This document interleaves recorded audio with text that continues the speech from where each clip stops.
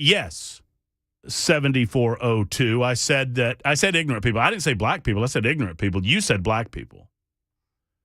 7402 says, oh, so now black people are ignorant. No, that's not what I said at all. Go listen to the tape. I said if you believe that the whole of police departments are represented by those negative stories that we hear about from time to time, like came out of Memphis, no one supported those police officers in Memphis because there was nothing to support. But if you take the story out of Memphis and pretend that that means every police officer in every police department is corrupt, then you're ignorant. Ignorant is defined in a specific way, 7402. Okay? Ignorant doesn't mean stupid. Stupid is different. You cannot fix stupid. You can fix ignorant by educating it.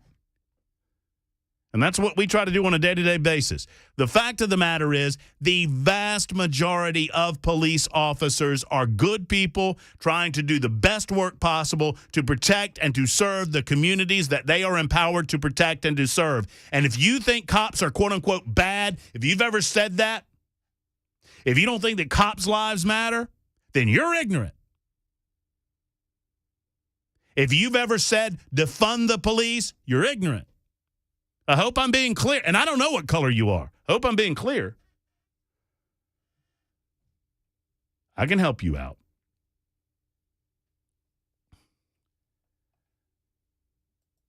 And I'm getting a lot of response regarding what would you say to your child if they said you wanted to be a police officer, because we desperately need good people to be police officers. And I don't know. I don't have any children, so I don't pretend to presume how my life would be different and what I would say to my son or my daughter should my son or my daughter tell me. I would be proud of them. Here's the way I would react to it. I would be proud of them. But I don't know that I would encourage them. It makes me sad to even say the sentence. I would be so proud of my son or my daughter if my son or my daughter told me that they wanted to be a police officer.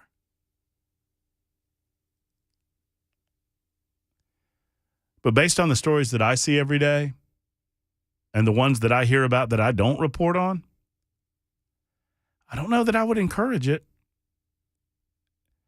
And that makes me a part of the problem, I guess.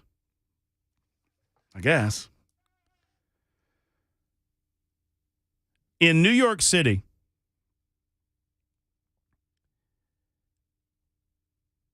new regulations in the city of New York have decreased the qualifications, the basic requirements for being a police officer in that city yet again. The New York City Police Department has lowered their standards for recruits. New York City police officers no longer have to prove their endurance by running 1.5 miles in 14 minutes and 21 seconds after the department dropped the requirement. The job standard test is the only physical requirement that candidates must now pass. That course, which must be completed in 4 minutes and 28 seconds, I have no idea how they came up with these standards, but bear with me, that must be completed in 4 minutes and 28 seconds, entails sprinting 50 feet, clearing a barrier, climbing stairs, dragging a 176-pound mannequin 35 feet, and pulling the trigger of an unloaded firearm multiple times. This requirement was in addition to the endurance requirement that they've now dropped. The move to drop the time to run, a staple at law enforcement departments across the country, was pushed by the NYPD Chief of Training, Juanita Holmes, to try to encourage more female applicants, according to the New York Post. She told the newspaper, no cop on patrol runs a mile and a half. No one's chasing anyone a mile and a half. Not to mention every day in the gym, you're doing a mile and a half as a part of training. The drop in fitness standards comes amid an exodus of officers from the NYPD, which is also struggling to attract new recruits. NYC Pension Fund data obtained by Fox News Digital shows that 3,701 members of the force either retired or quit last year, the largest figure ever recorded in the last 20 years. At the same time, they only got 543 new recruits last year, much lower than the 1,200 recruits needed to reach its budgeted headcount. So it begs the question, is lowering the standards the answer to attempt to attract new people, or a mistake? And if it's not the answer, then what is the answer? And by the way, New York's one thing. And I would tell the police chief who justifies this reduction in the standard, no amount of finagling with the standards is going to change the fact that you don't support your police officers when the time comes. Maybe you do. I don't know, Juanita. I don't want to speak for that. Juanita Holmes, who is the chief of training, maybe you support the police till the cows come home. But the citizens of New York see the lack of support offered by New York's Metro Council, offered by the mayor, who was a former police officer. And one would have thought would be a little bit tougher on crime. I got another story for you regarding the police, too, that I'll tell you in just a moment, in addition to dropping standards for the cops in New York. All right, it's 52 after. Super Talk 99.7 WTN. Quick timeout.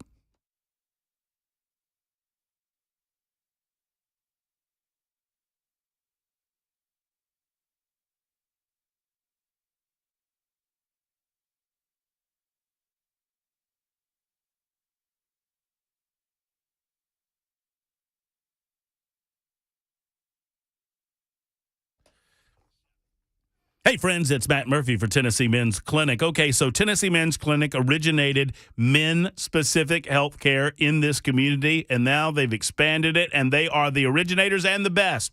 Let's talk about what we mean when we discuss your health care. Well, first and foremost, it comes with an examination on your testosterone level. Because if the testosterone is out of whack, if you're seeing a lowered level, it is not your fault, men. We're seeing overall men's testosterone dropping over the last 40 years. A lot of different factors going on there. But if you're seeing a decrease at the gym, if you simply can't keep up the way that you used to and you're subscribing that, well, I guess it's just middle age or I'm getting older. Nope, don't be that way. Don't be that guy. Get tested. See if that testosterone level's dropped. And if it has, there are many different programs to get it back up to where it should be, where it was 10 years ago, 15 years ago, and you'll literally feel that energy coursing through your body. Tennessee Men's Clinic. Go get a blood panel today. Find out more at TennesseeMen'sClinic.com. That's TennesseeMen'sClinic.com, or give them a call, 208-9090, 615-208-9090.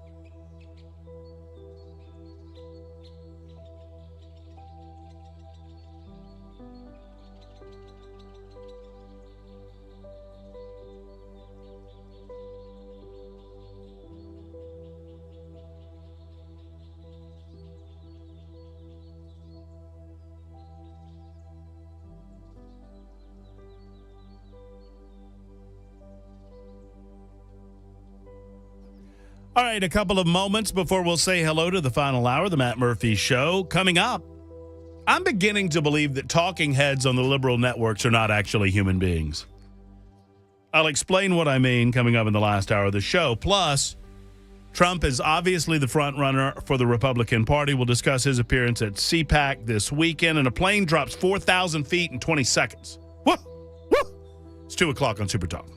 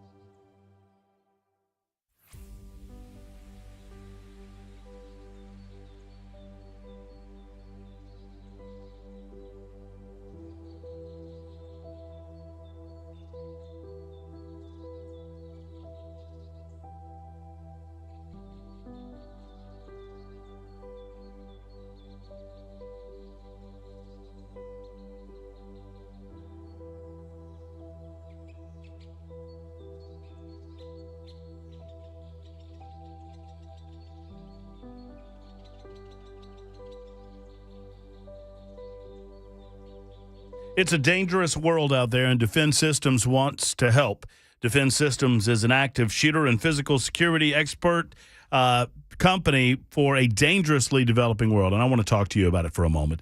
Brink Fiddler's taught me a number of things. I went through the course here at Cumulus Nashville, and I recently went through the TECC course with Brink and Defense Systems over at Glock Store. That's Tactical Emergency Casualty Care. It was a 2-day seminar, not often open to the public, but so valuable, and I hope that Brink opens it back up to public attendance again, because I believe it's so valuable for church members, for those of you involved in school settings, or if you own a business. Now, for those of you in those three arenas, school, church, or business, there is an option available to you, and that is to bring Brink directly to your school, directly to your church, directly to your place of business, and let him talk to you about security consultation. For nearly 2 decades, they've planned and conducted over 1,000 high-risk law enforcement training exercises and tactical operations, right? They've successfully defeated a multitude of security measures and technologies, and they can understand your business in a way that you don't. Truly. Plus, they understand the bad guys. Active shooter response, workplace violence prevention. It's all right there at defensesystems.com. That's defensesystems.com. Reach out today. Here's the number, 615-236-6484. 236-6484 for Defense Systems.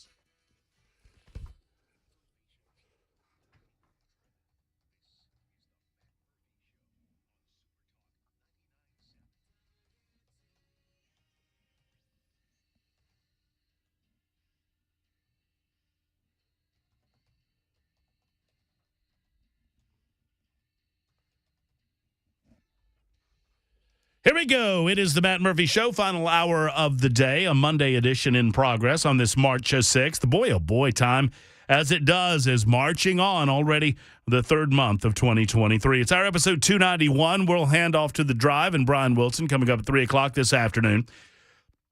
Did you know that Alexandria Ocasio-Cortez is under an ethics probe? I bet you didn't. I bet most of you did not. There's a reason why you wouldn't. Because Alexandria Ocasio-Cortez is a Democrat. And the media is not going to cover these sort of things. We will cover it for you at some point this hour on Super Talk 99.7 WTN. It's a pretty funny story if you've not been made familiar with it. I'll tell you, two things lead me into this next discussion. One is the level that Tennessee reporters have gone to attempt to convince you and me that the state of Tennessee has banned drag shows. And it's even worse if you get outside of the state.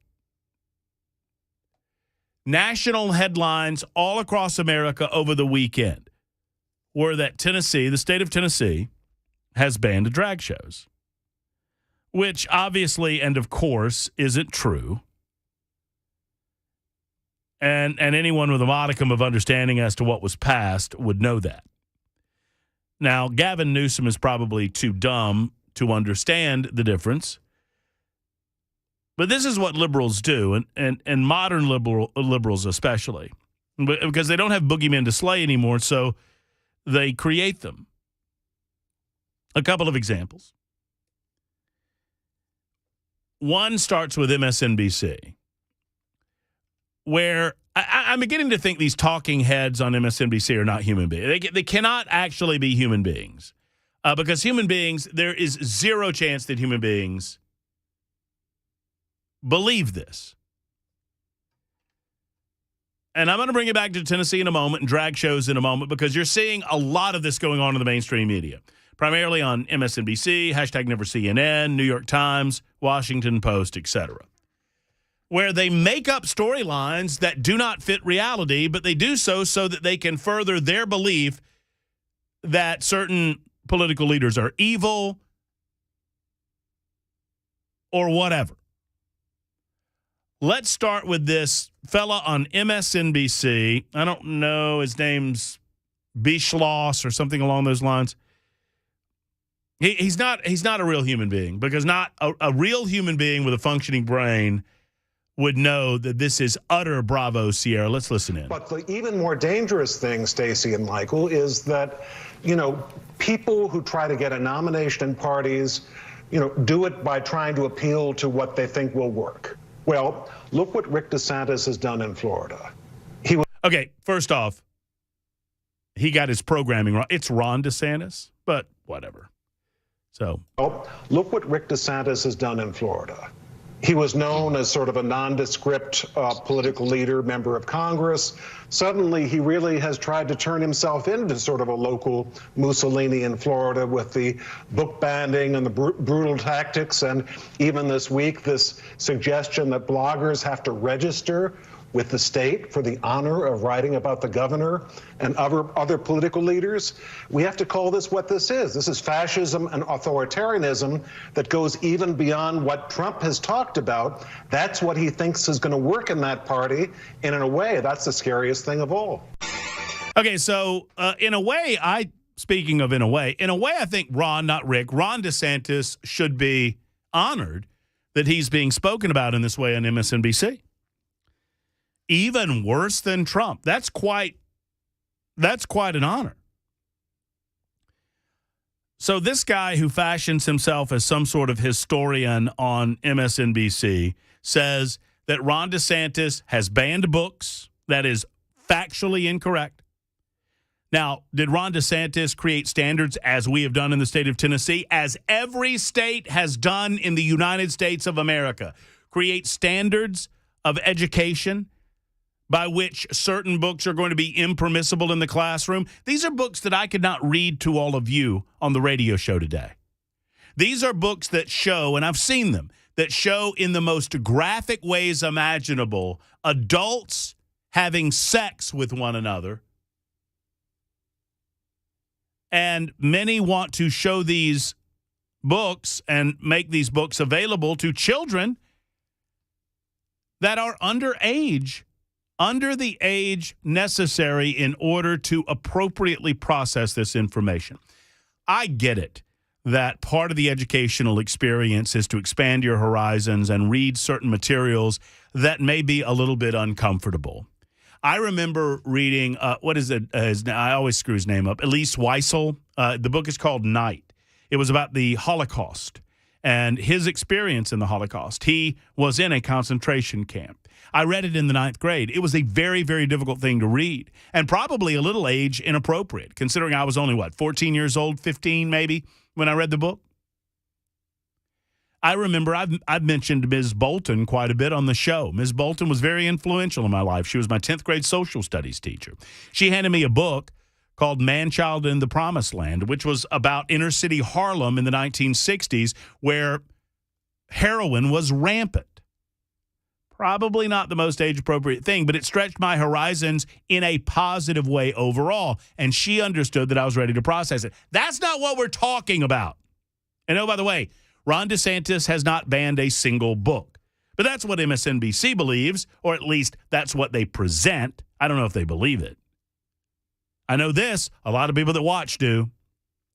Then he went on to say, brutal tactics. I don't know what he's talking about, brutal tactics. That doesn't make any sense to me.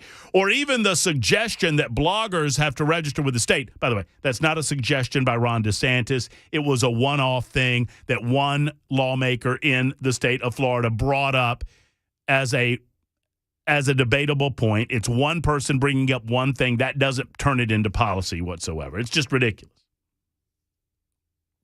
Oh, yeah, don't forget Don't Say Gay, which was never a Don't Say Gay bill. But why would the truth get in the way of the liberal narrative here? Now, turn this to Tennessee, where in our state, our lawmakers, because of a couple of issues that went down, there was one scheduled event in Knoxville. There was another event in Chattanooga, and I think there was something that was scheduled in Memphis. I know the Chattanooga event happened in September of last year, in which a, quote, family-friendly drag show was advertised, and there were kids giving money to performers and, in some cases, touching the performers in inappropriate ways. This was all on video. You can find it online. And our lawmakers, doing the will of the people of the state of Tennessee, decided that we needed to do something about this. And so, their solution was to, in very plain language, make sure that the laws were explicit in the state of Tennessee that adult-oriented or adult-themed performances are not to be done in front of kids. That's it. And normal people get it. Normal people understand this. Real human beings that aren't intentionally trying to mischaracterize what's going on in this state understand it. We don't want kids to be allowed inside of sexually explicit shows, drag or otherwise. We don't allow them in Deja Vu. We don't allow them in the Hustler Club. And we're not going to allow them in sexually or adult-themed oriented drag shows. And I've been to a drag show. I've seen drag shows, and I know exactly what they are, and you do too, whether you've been or not. Now, I understand some drag performers are trying to clean it up, whatever. I mean, so be it. As long as your show is not sexually themed or sexually explicit or adult in nature, you're fine. There's nothing against the law for a guy to dress up as a girl and be in front of kids. Nothing. Yet that's what MSNBC wants you to believe. That's what the New York Times wants you to believe. And certainly that's what the Tennessean wants you to believe. Sadly, they know better. I don't know that these national publications know better or care. The local publications most certainly do. Nashville's Scene knows exactly what was passed. The Tennessean knows exactly what was passed. They choose to misrepresent what happened in the legislative process for their own political agendas. And they think we're stupid. I know the difference between a guy dressed up like a girl for the purpose of, I don't know, being on a stage in a play. You know what? I have an admission.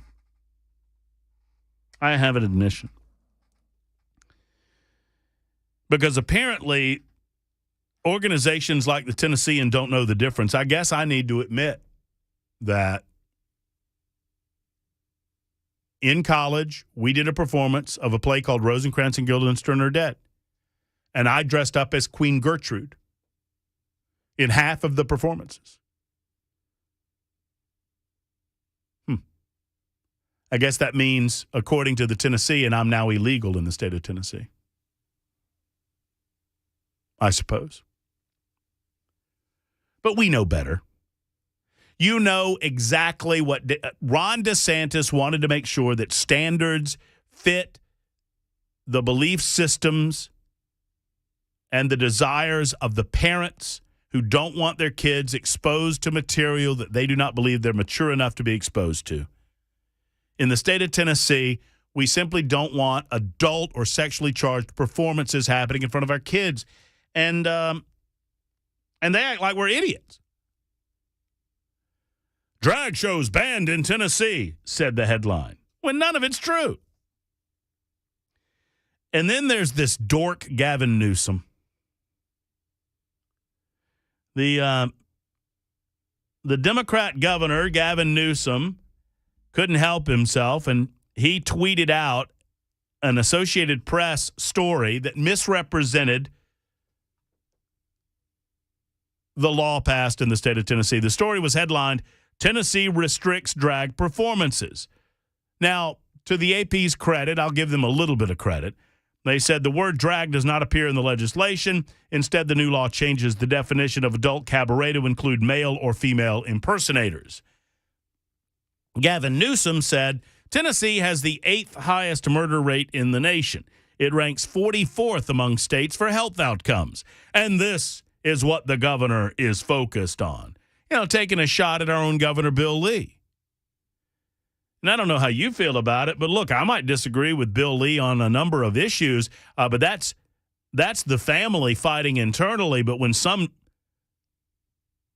joker from California, of all places, starts taking shots, well, it's time for the family to shoot back. And shoot back Governor Bill Lee has. Governor Bill Lee responded over the weekend saying, I'm often asked why so many families and companies move from California to Tennessee. People want to live in a low-tax state that supports families and believes freedom and opportunity belong to everybody, not just the elite. If you like rankings, we recommend the U-Haul Growth Index. And he included a shot of the U-Haul Growth Index that says U-Haul literally ran out of trucks leaving California.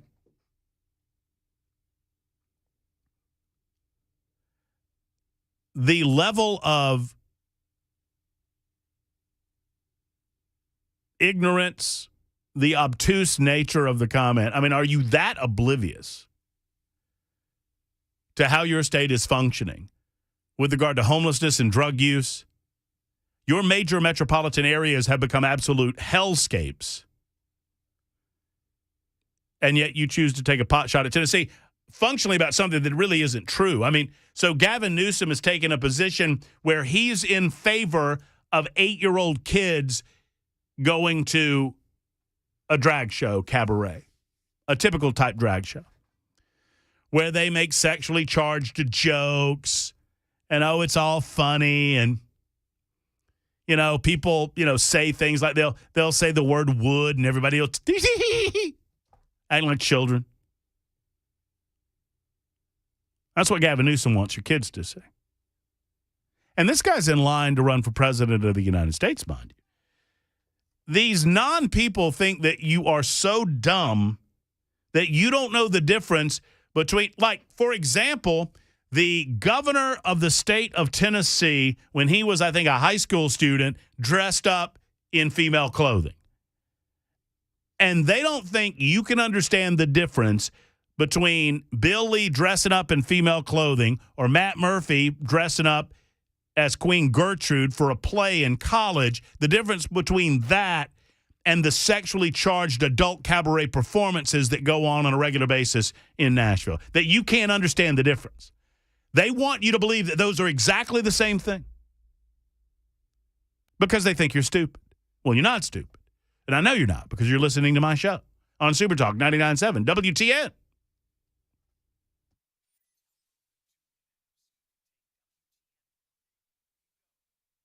LT360 is the one-stop shop for all things health on a cellular level. Let's talk about this because there's a lot of diet plans out there, and you go on a diet, you go off a diet. LT360 is forever. It encompasses all aspects of your life. There's a doctor on staff, Dr. Underwood, and she wants to sit down and talk with you. Coach Scott developed LT360 as a way to get to the root of the issues involving health, and that brought him to cellular health. Because if you get down to the basics, if you understand what healthy on a cellular level starts to mean to you, you don't have to worry about weight anymore because that weight naturally comes off as a result of you living a healthier life. It's not on a diet, off a diet, on this, on that. It's living the life that you can imagine through LT360. You bring the how-to, and rather you bring the want-to.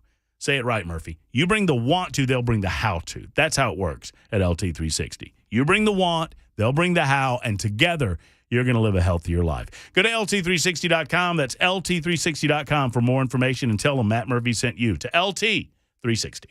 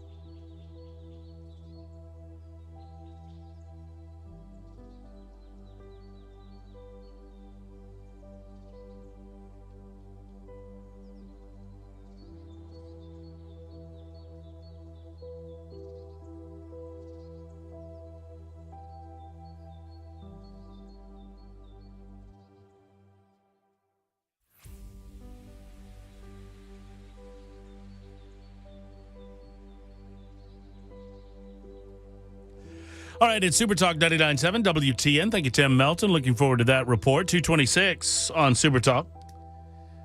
I mentioned the dropping standards for police officers in New York City, and I'm told little birdies are telling me I don't have any of the details that that's not the only place some of these standards are dropping. Frankly, some of them are dropping at the Metro Nashville Police Department. I don't have details on it yet. I'm just being told that that is the case from individuals that I trust. I'll try to get to the bottom of that ASAP, let you know what's going on there. All right, Donald Trump was at CPAC over the weekend. We'll get into that before I get out of here. Your thoughts on the super text line regarding this? The point is this. The political left has begun arguing in a way where they cannot argue with the actual reality of what's going on in places like Tennessee, so they make something up. They did the same thing in the state of Florida, with the Don't Say Gay bill, where Ron DeSantis and other supporters of the legislation simply wanted a standard by which teachers did not proactively bring up sexual subjects in second grade. Is that so wrong? What's wrong with that?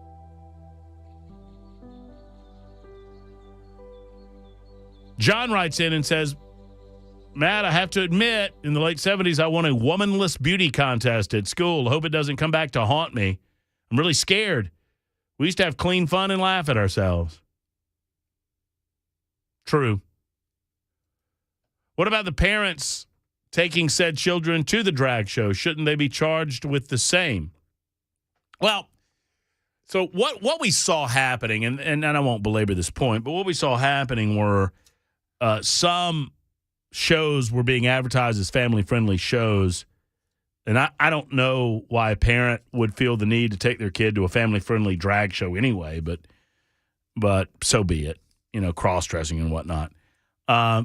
This came out of Storytime Hour. Some of these drag performers were doing like library story hours, and then that became quote-unquote family-friendly drag shows, but most of them were not family-friendly. And so we had to clarify what we mean by family-friendly and what we mean by adult. Hey, Matt, how far will some go? Church plays, school plays, et cetera, if the feds get involved. Good show as always. Yeah, Michael writes it. So, no, look, what this says is that children, just like in it, clarifying, you don't allow anyone under a certain age into a strip club. Similarly, if there are adult-themed performances, you don't want to allow people into that. Now, there's differences between these performances and an R-rated movie. I am suspect of a government that begins to tell parents how to parent, right? And so right now, for example, it is impermissible for a 16-year-old to go into an R-rated film unless they have someone above a certain age with them as a guardian or a parent. So we got to draw the line in the sand somewhere. And just as I would not want to see children going into some of these strip clubs, I don't want children to be exposed to some of these drag shows. Matt, if you happen to see this, I would love your take on how the drag show bill might affect a business such as the Big Drag Bus, which is a Nashville party bus with drag performers, and you can clearly see the performers from the street as they roll by. They don't appear to be doing anything sexual from what I've seen. They're disgusting to look at, in my opinion, but far be it from me to desire legislation based on my personal opinions. Any thoughts? Well, yeah, I don't think that this is going to affect those party buses at all. Those are my thoughts. I'm not trying to be flip with the comment. I just don't believe that anyone is going to charge those performers with anything.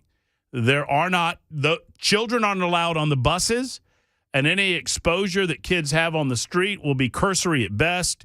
And I don't believe that this will affect those buses in any fashion. It is 2:30 on Super Talk 99.7 WTN.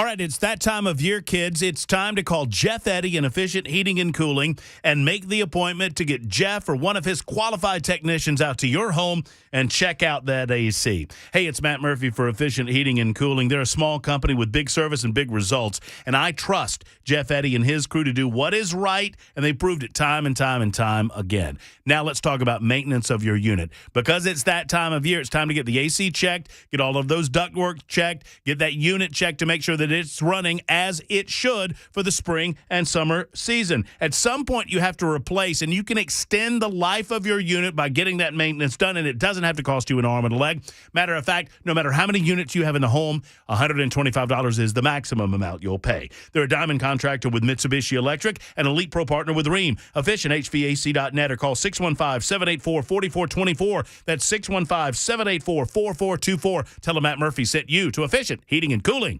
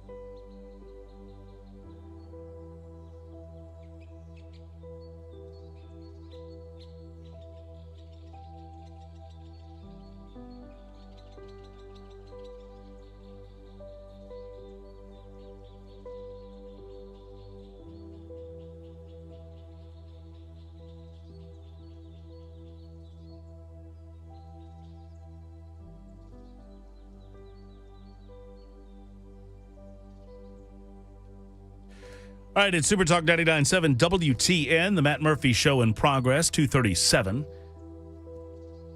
23 more minutes together. It's part of my favorite 3 hours a day. Don't tell anybody I said that unless you're listening. If you're listening, you're a part of that, so it's all good.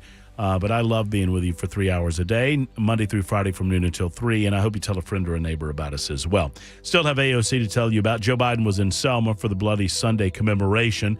Of course, he made it political, as you might expect. And then there's this. We were talking about the drag show bill that's being completely mischaracterized. I call it that because that's the best way to describe it. It's not really a drag show bill in as much it doesn't say anything about drag shows.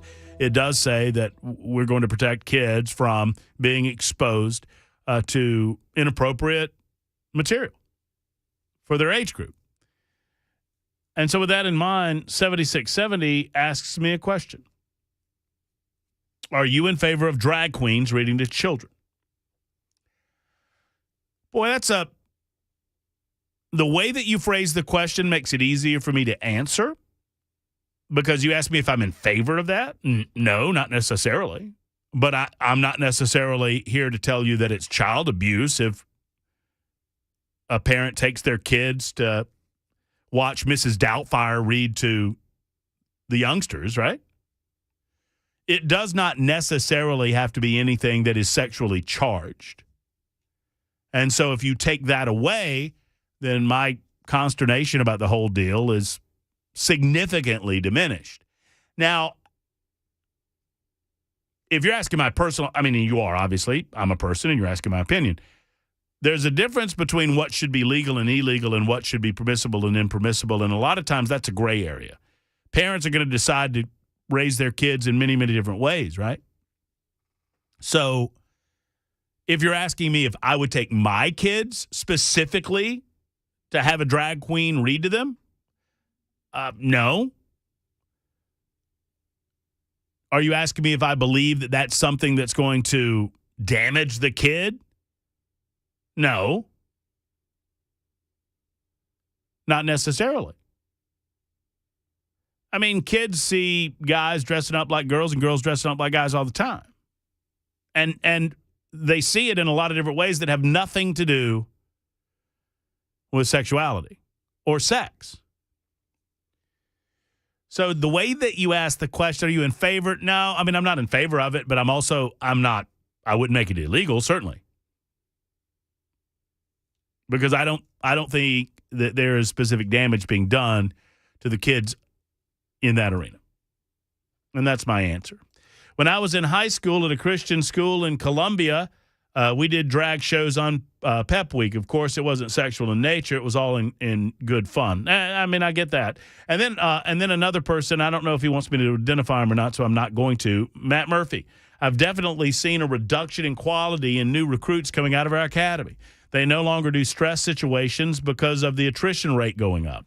What happens when you can't handle stress in a controlled environment, let alone on the street? That's in reflection of my comment that I'm being told that it's not just New York City that's reducing the standards in terms of admission into the academy. It's also the Metro Nashville Police Department. And I don't know what you do about that, folks. You need new recruits. You need people to join the force. You want to encourage people to do that. I got a lot of reaction, and I missed relating it to you because there's so much going on today. When I asked the question about whether or not you would encourage your son or daughter to join the police force. I mean, say that your son or your daughter comes to you and says, or your grandson or your granddaughter, and says, I want to be a police officer. I'm going to join the academy. As a former rescue guy, I thought many times about becoming a cop, but I think the same thing that I would tell my kids. In this environment, the stereotyping of cops as evil, and all we should do is shoot them or beat them up and goad them into being rough. There's no way in hell. 2945 says, my grandson is a Tennessee State Trooper. I wish he was not, but I'm proud of him. You should be proud of him. Your grandson sounds like he's somebody worthy of being proud of. Steve writes in and says, being a police officer is a calling similar to being a teacher or a doctor. It's not something you decide you want to do just on a whim. It's something you devote your life to. 2889 says, mine is, and it's scary that you worry all the time. I like when he's on vacation. 4280, I'd be proud of my kids if they said they wanted to join the Blue. I would too. Don't get me wrong. I would too. But would you encourage it? In this environment, with all of these things that are so beyond their control, with the attitude of defund the police, and as the previous texter said, all of the stereotypes that go along with that, I don't know that it's something that I would encourage. All right, so real quick before we go, something that caught my eye, and I'm wondering if you have or recall your worst plane experience. So, and by the way, I'm just noting here because of time constraints, I haven't gotten to this story, that earlier today, Council Chairman Phil Mendelson of the Washington, D.C. City Council has now wrote to the U.S. Senate, or he has written to the U.S. Senate, attempting to withdraw the widely criticized D.C. crime bill before the Senate. The Senate was going to vote on a disapproval resolution that would block the bill. Last month, the council overrode D.C. Mayor Muriel Bowser's veto to push through the bill, which would have imposed lighter sentences for crimes such as robberies, carjacking, home invasion, burglaries. Since then, Republicans have led legislation to block the bill in both chambers, as D.C. law must be approved by Congress. D.C. is not a state. D.C. is not technically a city. It's a district. That's what D.C. means, District of Columbia. As a district, while it has certain autonomy as a metro district, it is not classically a city in the sense of Nashville being a city, or Atlanta, Georgia, or Birmingham, Alabama, or Richmond, Virginia. So a lot of these things have to be approved by the Congress. According to Joe Biden, he said, I supported D.C. statehood and home rule, but I don't support some of the changes D.C. Council put forward over the mayor's objections, such as lowering penalties for carjacking. His announcement infuriated most Democrats in Congress who voted against the disapproval resolution. They believed Biden would ultimately veto it, given his commitment to D.C. self-governance. In a news conference Monday, Mendelson conceded defeat, blaming the rhetoric that said crime lends itself to. It's quite clear to me that headwinds have prevailed in Congress about the politics of next year's election and not about the substance of what the criminal code is. By the way, some of these reductions are absurd. You get more of that which you reward. You get less of that which you punish. If you lessen punishment by a certain degree, you're going to get more of the behavior that you're trying to stop. It's as simple as that. But I wanted to note that before we got out of here. Back to airline travel. What is the worst plane flight you've been on? I've had really, really good luck on aircraft. I've only had several flights that I legitimately felt like, we're in some kind of danger. But there was a flight. Now, I was trying to find the story here. I had it pulled up minutes ago. But the details don't really matter. There was a flight that fell. They were going through severe turbulence on this flight. And I've been through a few where it's been choppy and it's been a little, I don't like to fly that much. Most people don't. I don't like it because I'm out of control. I'm normally fine on an aircraft when it's up in the air. It's the taking off and the landing that caused me the most unrest. But I cannot imagine being on an airplane and having that airplane hit turbulence and it falls 4,000 feet in a matter of seconds. Seconds. So it free falls out of the air for 4,000 feet? Well, I don't know what else would have happened, but I know one thing that would have happened. And it involves new pants. I mean, it's the Bill Cosby code, right? First you say it, then you do it. It's exactly what I would do. What about Vicky in Spring Hill? Hey, Vicky, how are you? I'm good. How are you? I'm doing well, thank you. Well, I was just calling in about the airline, but it's not about in the air. It's about trying to get in the air. Is that all right?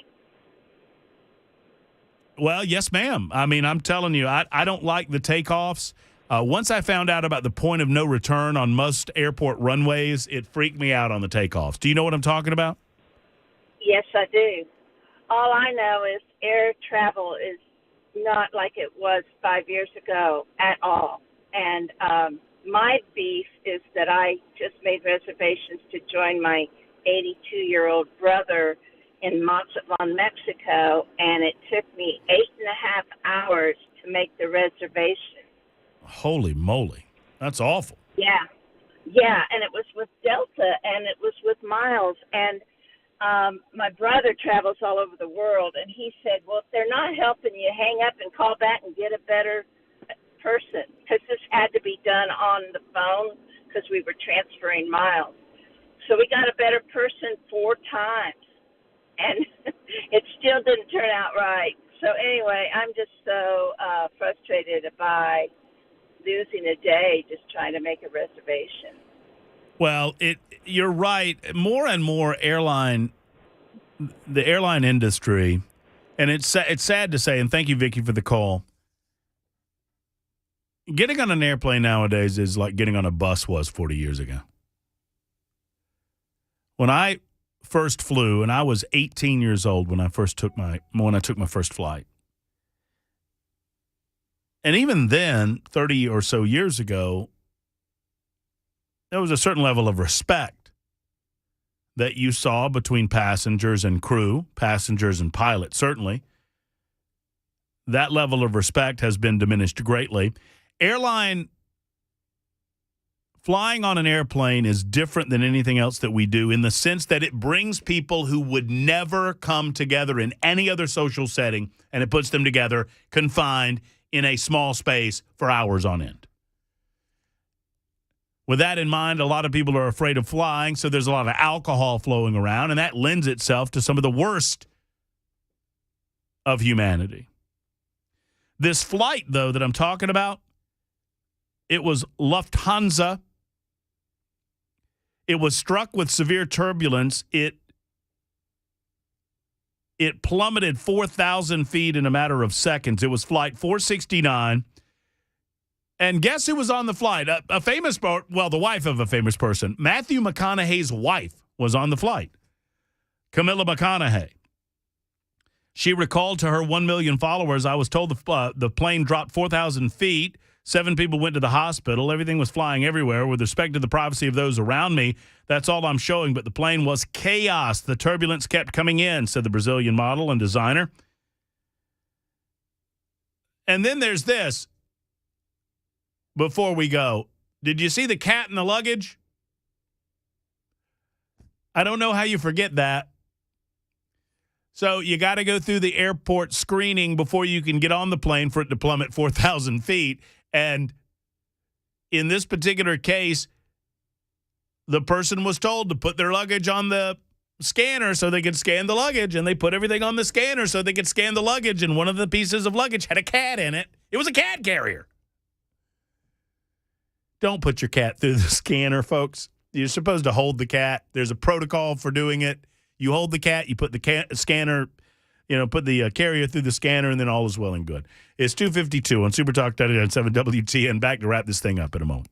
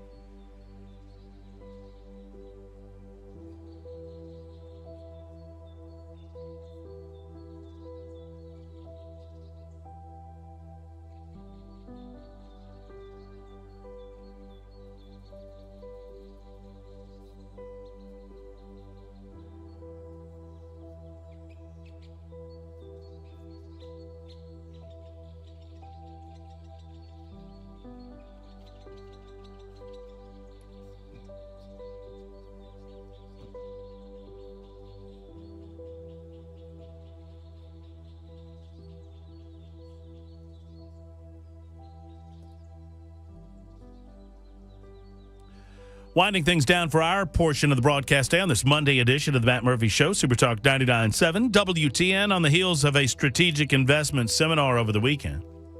By the way, a super texter noted that what I just described going through the X-ray machine at the airport, that was a CAT scan. I know. Coming up on tomorrow's show, a coach from Texas Tech has been fired for quoting a Bible verse. And a girls' basketball team was in a tournament, allowed in a tournament. They won the tournament, and they were denied trophies because they beat boys. This happened in Hoover, Alabama. That's to come tomorrow. Right now, it's The Drive with Brian Wilson. Have a great afternoon, folks. So long!